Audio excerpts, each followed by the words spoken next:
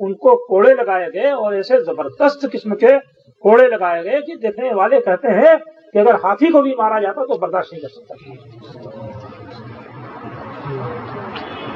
لیکن ہر کوڑے کے جواب میں انہوں نے یہی کہا کہ اللہ کی کتاب اور اس کے رسول کی سنت سے کوئی چیز لاؤ تو میں قائل ہو جاتا ہوں. اور یہ وہ لا نہیں سکتے تھے. اس بارے میں انہوں نے پہلے ہی محلے میں ان کو بالکل لاجواب کر دیا تھا. اب ڈنڈے کے زور سے منوانا چاہتے تھے. چنانچہ ان کو مارا گیا، زہریلے پائے لگائے گئے، جیل کے اندر رکھا گیا اور بیڑیوں کے اندر کس کر کے ہاتھ سے پاؤں تک بیڑیاں لگی ہوئی تھیں. اسی حالت میں ان کو جیل سے نکال کر کے بغداد سے رئی منتقل کیا گیا. لمبا فاصلہ. دار الاندلس. ان کے صاحبزادے کہتے ہیں کہ گھر پر جب وہ آئے تو بار بار کہتے تھے کہ رحم اللہ ابو الحیثم، اللہ ابو الحیثم پر رحم کرے. تو ایک دن ان کے صاحبزادے نے پوچھ لیا کہ یہ ابو الحیثم کون ہے جس کے لیے آپ اس طرح سے دعا کرتے ہیں؟ تو انہوں نے کہا کہ ابو الحیثم جو ہے یہ بغداد کا مشہور ترین چور تھا، بغداد کا انتہائی مشہور چور تھا. پوچھا کہ اس کے لیے آپ کیوں دعا کر رہے ہیں؟ کہا کہ جب اس کو جیل سے نکالا گیا اور لے جایا جا رہا تھا تو راستے میں وہ میرے پاس آیا اور آ کر کے اس نے اپنی پیٹھ کھول دی اور کہا کہ ابو عبداللہ دیکھو میری پیٹھ پر کتنے کوڑے لگے ہیں اور کس قدر اس پیٹھ کو زخمی کیا گیا ہے. وہ کہتے ہیں کہ میں نے دیکھا تو اس کی پیٹھ کہیں بھی زخموں کے نشان سے خالی نہیں تھی.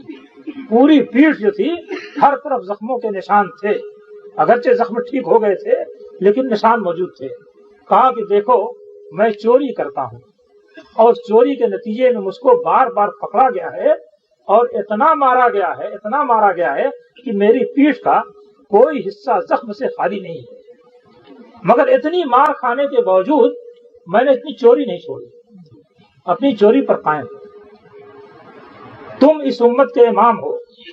اب وہ کہتا ہے کہ تم اس امت کے امام ہو، اگر تمہارے اندر لفظ آ گئی اور میں نے چوری کے لیے جتنا برداشت کیا ہے اگر اتنا تم برداشت نہیں کر سکے تو تمہاری وجہ سے پوری امت گمراہ ہو جائے گی. بس یہی کہنے کے لیے آیا. یہ بات اس نے کہی اور اس کے بعد چلا گیا. اب امام احمد بن حنبل کہتے ہیں کہ اس کی اس بات کی وجہ سے مجھے ایسی قوت حاصل ہوئی کہ اس کے بعد کوئی کوشش مجھ کو اپنی جگہ سے ہلا نہیں سکی. کہ ایک آدمی جب اپنی چوری کے لیے اتنی مار برداشت کر سکتا ہے اور چوری نہیں چھوڑ سکتا تو میں تو دین کے لیے برداشت کر رہا ہوں. اور اگر دین کی جو بات ہے اس سے میں مڑ جاؤں تو پوری امت گمراہ ہو جائے گی. لہذا کسی بھی صورت میں اسے مڑنا نہیں چاہیے. چنانچہ وہ اس کے نتیجے میں اپنی بات پر قائم رہے اور بالآخر ان کو وہاں سے چھوڑا گیا اور آئندہ چل کر کے یہ فتنہ ختم ہوا. لیکن وہ اپنی بات سے باز نہیں ہے.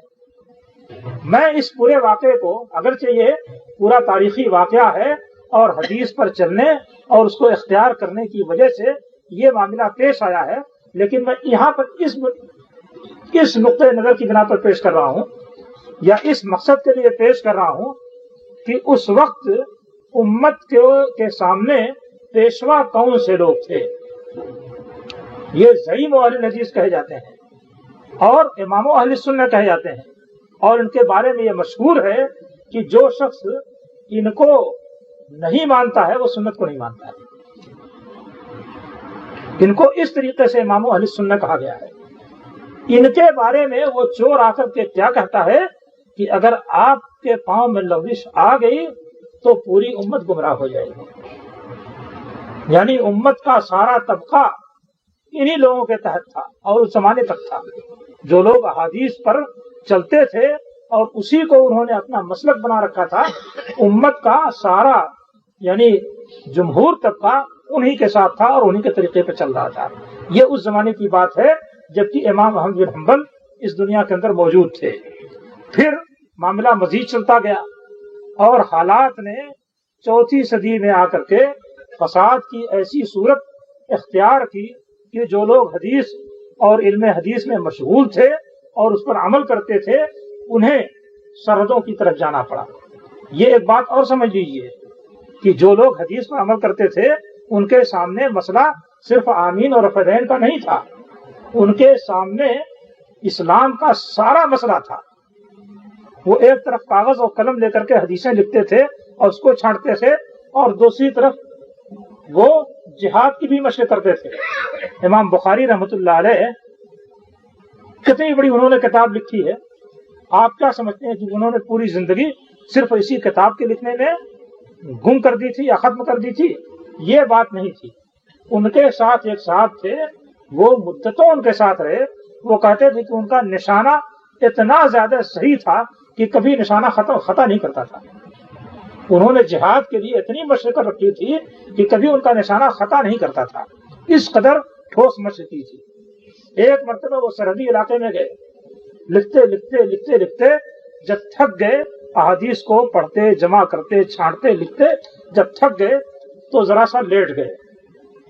لیٹتے ہوئے کیا کہتے ہیں اپنے شاگرد سے کہ دیکھو ہمیں تھوڑی دیر آرام کر لینا چاہیے اور جسم کے اندر تازگی آ جانی چاہیے، اس لیے کہ دشمن کا علاقہ ہے، ہم سرحدی علاقے میں ہیں، اگر دشمن نے کوئی الغار کر دی تو فوراً اس کے مقابلے کے لیے جانا ہے۔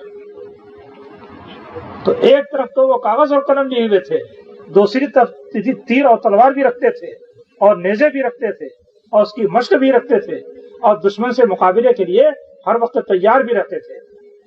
تیسری چوتھی صدی آتے آتے کوتاہی کا یہ عالم ہوا کہ فوجیں مختلف بیرکوں میں بند ہیں، قاضی حضرات جو ہیں اپنے اپنے منصب قضا پر بیٹھ کر کے اپنے مذہب کو بزور ڈنڈا تسلیم کرا رہے ہیں اور رائج کر رہے ہیں۔ یہ صورتحال تھی۔ دشمن جب چاہتا تھا یلغار کر دیتا تھا اور جب چاہتا تھا بہت ساری تباہی مچا دیتا تھا سرحد پر۔ تو یہ لوگ جو اصحاب الحدیث کہے جاتے ہیں، انہوں نے دشمنوں کو روکنے کے لیے اور ان کے حملوں کو ختم کرنے کے لیے اندرون عالم اسلام سے نکل کر کے جا کر کے سرحدی علاقے پر پڑاؤ کیا اور وہاں پر باقاعدہ قیام کیا۔ حدیث کے اندر آتا ہے رباط یوم فی سبیل اللہ خیر من الدنیا وما علیہا، یا خیر من الدنیا وما فیہا، اللہ کے راستے میں ایک دن کے لیے دشمن کے مقابل پڑاؤ کر لینا یہ دنیا اور دنیا کی ساری چیز سے بہتر ہے۔ دشمن کے مقابلے میں ایک دن کے لیے پڑاؤ کر لینا یہ دنیا اور دنیا کی ساری چیز سے بہتر ہے۔ تو جب یہ فضیلت اس کی تھی تو یہی اصحاب الحدیث جن کا شوق تھا اور جن کی کوشش تھی کہ حدیث کے ہر حصے پر عمل کریں، انہوں نے جا کر کے سرحد کے اوپر پڑاؤ ڈالا۔ بشاری مقدسی یہ 5ویں صدی ہجری کے اندر عالم اسلام کا دورہ کر رہا تھا اور بہت سارے مقامات پر وہ گیا ہے۔ وہ بیان کرتا ہے کہ فلاں ملک میں فلاں مذہب والوں کی اکثریت ہے، فلاں ملک میں فلاں مذہب والوں کا غلبہ ہے، فلاں ملک میں فلاں قسم کے لوگ ہیں۔ اس وقت وہ سندھ بھی پہنچا تھا تو لکھتا کہ منصورہ اور سندھ کے علاقے میں ایک اچھا خاصا گروہ اہل الحدیث کا ہے۔ اور اس کے بعد لکھتا ہے کہ میں عالم اسلام کے سرحدی علاقوں میں گیا، ثغور میں گیا، تو ثغور کے اندر عام مذہب اہل الحدیث کا ہے، یعنی عام لوگ اہل الحدیث ہیں وہاں پر۔ تو یہ صورتحال پیش آئی اور اس صورتحال میں عالم اسلام کے اندرونی علاقوں میں مختلف قسم کے مذاہب اور مختلف قسم کے خیالات اور مختلف قسم کے تصوف وغیرہ کے جو لوگ تھے وہ اپنی دھما چوکڑی مچاتے رہے، اور جو حکمراں تھے وہ کسی نہ کسی مذہب سے متعلق ہو کر کے ڈنڈے کے زور سے لوگوں کو اپنے مذہب کے مطابق کرتے رہے۔ سرحد سے غافل رہے، سرحد پر دیکھنے کے لیے یہ اہل الحدیث تھے، لیکن انہوں نے بہرحال اپنا راستہ اور طریقہ نہیں چھوڑا اور کسی نہ کسی طریقے سے وہ اپنا کام تبلیغ کا بھی اور دین کے فروغ کا بھی کرتے رہے۔ نبی کریم صلی اللہ علیہ وسلم نے یہ فرمایا تھا کہ لا تزال طائفۃ من امتی ظاہرین علی الحق لا یضرهم من خذلهم، میری امت کا ایک طبقہ برابر حق کے اوپر ظاہر رہے گا اور جو لوگ ان کو بے یار و مددگار چھوڑ دیں گے وہ ان کا کچھ بگاڑ نہیں سکتے، اور لا یضرهم من ناواہ، جو لوگ ان سے ٹکرائیں گے وہ بھی ان کا کچھ بگاڑ نہیں سکتے۔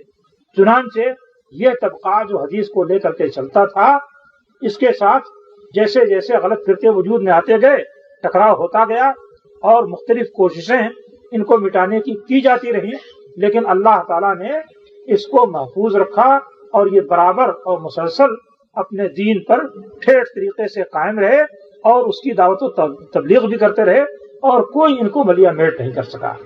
ہمارے ہندوستان میں جو مذہب داخل ہوا وہ ایک تو حنفی مذہب کی شکل میں داخل ہوا اور دوسرے تصوف کو لیے ہوئے داخل ہوا، اگرچہ جو لوگ اس مذہب کو لے کر کے جانے والے تھے وہ اس سے بہت زیادہ متاثر نہیں تھے، اور حقیقت یہ ہے کہ ان کی تلوار اور ان کے جہاد کے نتیجے میں ہندوؤں کی بڑی تعداد مسلمان ہوئی۔